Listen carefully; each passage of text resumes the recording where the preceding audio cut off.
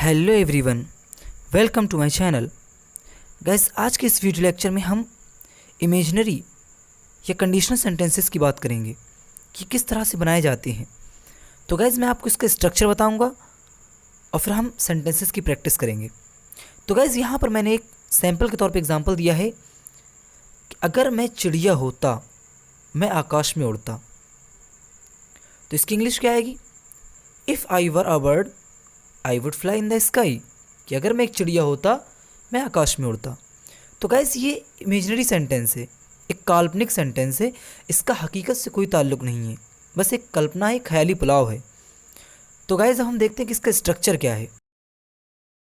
तो गाइस, अब हम स्ट्रक्चर देखते हैं। तो सबसे पहले क्या आएगा? इफ़ आएगा, जो कि हमारा मेन वर्ड है इमेजिनरी सेंटेंस का या कंडीशनल सेंटेंस का। उसके बाद कोई भी सब्जेक्ट आएगा, I, we, you, they, he, she, जो भी रहेगा। फिर उसके बाद वर रहेगा। तो जैसे हमारा रूल रहता है कि हम ही, शी सिंगुलर सब्जेक्ट के साथ हम वाज का यूज़ करते हैं और प्लूरल सब्जेक्ट के साथ हम वर का यूज़ करते हैं, लेकिन इसके अंदर सभी सब्जेक्ट के साथ वर का यूज़ होगा, प्लस समथिंग कुछ भी आएगा। उसके बाद प्लस क्या होगा? सब्जेक्ट आएगा। फिर वुड वर्ड का यूज़ होना ज़रूरी है, प्लस वर्ब की फर्स्ट फॉर्म आएगी, प्लस अदर वर्ड्स। तो ये हुआ गाइस हमारा स्ट्रक्चर। अब हम इसी स्ट्रक्चर के बेस पे हम जब सेंटेंस की प्रैक्टिस करेंगे तो उसके बाद हमारा अच्छे तरीके से हमारे माइंड में ये क्लियर हो जाएगा और बैठ जाएगा। Okay guys? तो गाइस, हमारा फर्स्ट एग्जांपल है कि अगर मैं अमीर होता तो तुम्हारी मदद करता। तो ये इमेजिनरी सेंटेंस है कि अगर मैं अमीर होता तो मैं तुम्हारी मदद करता। तो इसकी इंग्लिश क्या आएगी? If I were rich I would help you. अगर मैं अमीर होता तो मैं तुम्हारी मदद करता। नेक्स्ट सेंटेंस देख लेते हैं। अगर वह मेरा दोस्त होता तो मेरी मदद करता। इसकी इंग्लिश क्या आएगी? If he were my friend he would help me, कि अगर वह मेरा दोस्त होता तो मेरी मदद करता। तो गाइज़, यहाँ पर आप देख सकते हैं कि आई और ही दोनों सिंगुलर सब्जेक्ट हैं, लेकिन फिर भी इनके साथ हमने क्या यूज़ किया है? वर यूज़ किया है। हेल्पिंग वर्ब क्या हमारा यहाँ पे? वर यूज़ हुआ है। तो गाइज़, चाहे सिंगुलर सब्जेक्ट रहे या प्लूरल सब्जेक्ट रहे, इमेजिनरी सेंटेंस या कंडीशनल सेंटेंस में हमारा वर ही आएगा, जैसा कि हमने स्ट्रक्चर में देख लिया है। तो गाइज़, यहाँ पर हम दो सेंटेंस और बना के प्रैक्टिस कर लेते हैं अफर्मेटिव के, उसके बाद हम इंट्रोगेटिव के सेंटेंस बनाएंगे। तो नेक्स्ट हमारा, अगर मैं तुम्हारी जगह होता मैं उसे माफ़ कर देता। तो इसकी इंग्लिश क्या आएगी? If I were you.